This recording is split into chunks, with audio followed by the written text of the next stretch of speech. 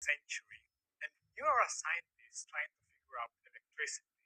You already know that objects can have a positive or negative static electricity, which we will refer to as positive or negative charge. Two bodies with the same charge repel each other, and two oppositely charged bodies attract each other. Test how this force depends on the distance between the bodies. And with some error due to grounding and so on, you find out that the force is inversely proportional to the second power in distance if the two bodies are spherical. It's the same as Newton's law of gravitation. Same distance, the force is always different, since each body contains different amount of charge, and you have to incorporate this to the law of charge each time. Charging an object is always done by friction, which can only give you unspecified amounts as Q1 and Q2. What could the law be then? Should we make it a sum, multiply, sum and square, or multiply and square? Looking at the gravitational law, we have the best candidate. Put it next to a charged body, and you will find out that the force is zero. Therefore, it can't be addition rule. Body can polarize the neutral body, causing a non-zero force. We know the addition rules are out, so it has to be multiplication rule. But since you don't have a machine that gives you a specific amount of charge, then you don't know what these numbers are. So any order of magnitude is possible. If you charge a body, the charge gets evenly distributed throughout the whole volume of the body, provided it's made of a conductive material. If the body is made of conductor, the distribution happens very quickly after the charge is acquired. Then if you bring another body of the same shape, made of the same material that is uncharged, and we touch the charged body, the charge gets immediately distributed evenly across the two bodies.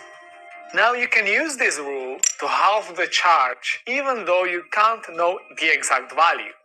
Imagine you have two charged bodies that act on each other with a force, let's say, 10 newtons. Now you can bring a neutral body and touch one of them, and the force decreases to 5 newtons. Now you can test these expressions, and you will find out which one is correct. You use a ball of twice the radius. Radius of a ball goes like r to the power of 3. So the ball with double the radius will have 8 times the volume. This means that if we touch the smaller ball, we would expect the charge to redistribute itself this way, and the force should drop significantly. The charge distributes itself in such a way that electric intensity inside the volume creates an electric field around itself. If you place a charged particle near it, for example with the same sign of charge as the ball, then it will be repelled and accelerated, and it will eventually get a certain number of kinetic energy at infinity. Of course, this energy also depends on the amount of charge this particle contains. And therefore you can define electric potential at a certain point as the energy a particle gets per unit of charge at infinity. Or you can also think about it in a way, how much energy you need to bring the particle from infinity to a certain point. If the two bodies are oppositely charged, then the logic is other way around. You need energy to pull out the particle to the infinity, and the particle gains energy from infinity to a certain point. The charge distributes itself in such a way that this potential is constant inside the volume, and therefore is exactly the same right on the surface of the body of any shape. This means if you put a charged particle at any point on the surface of the body in electrostatic equilibrium, it will get the same kinetic energy at infinity. If you account for this rule, you will get that the capacity of the metal ball to hold the charge is directly proportional to the first power of force is directly proportional to the product of the two charges. But in modern Coulomb's law, there is this thing. So how did it get there? Simple math, you can find out that the unit of charge is square root of Newton times meter. And now you can call it somehow. But you don't have to use newtons and meters. You can also use different units, for example, square root of dyne times centimeter, where 1 Newton is 10 to the 5 dyne.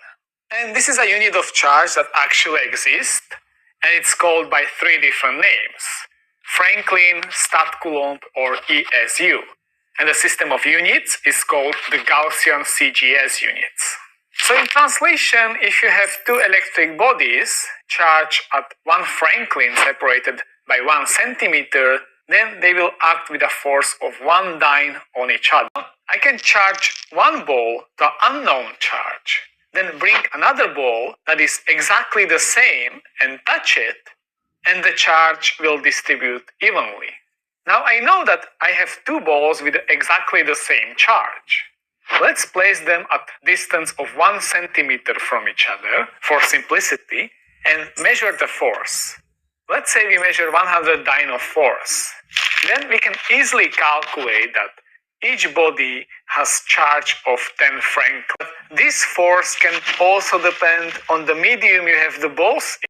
You have to alter the charge of the original body by halving it in order to measure its charge. That electricity can not only be a huge static discharge that happens in milliseconds, but by combining some metals, you can have a source of continuous electricity that is moving through the wire. It is a moving charge, and therefore we can define a new unit called ampere, which is the amount of charge that passes through a certain area of the wire per second. Now we have 2 options. We can use the definition of charge as we know it, somehow define the unit of current, and then derive what the charge is. It becomes clear that this formula we have derived can no longer be true for the new charge. And to compensate for this change, we have to multiply the formula by a certain constant. Standardize the metals you use to create the battery and call the generated current 1 ampere around wire under current. Measuring the force, it acts on a moving charged particle. Of course, this magnetic field acts on another magnet or ferromagnetic material. Under current next to each other should act on each other by a force. 2 infinite parallel wires with negligible cross-section, set them 1 meter apart, and the force of 2 times 10 to the minus 7 newtons per meter of length means there is 1 ampere of current in each wire. You connect the wires to the same source to have the same current in the wires. You want to use the thinnest wire you have, and you want to make the length as large as possible. Now, the charge that accumulates over 1 second on a plate of capacitor charged by 1 ampere is a new unit of charge that we call Coulomb. And the units are ampere times second. Now, if you take 2 bodies charged by 1 Coulomb and place them 1 meter apart, the force they will act on each other is almost 9 billion newtons. And therefore, to make the equation for Coulomb's law correct, the constant itself has to have this value.